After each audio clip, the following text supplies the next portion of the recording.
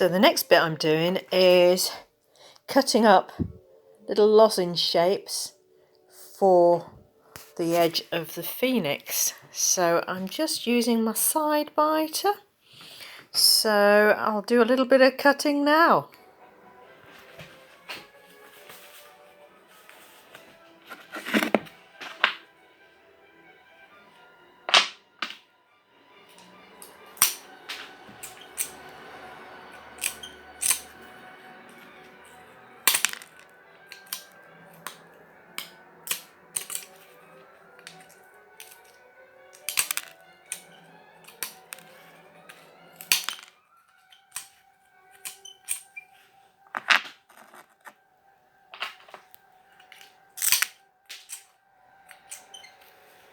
Now I'm using the whole of the tile nipper this time.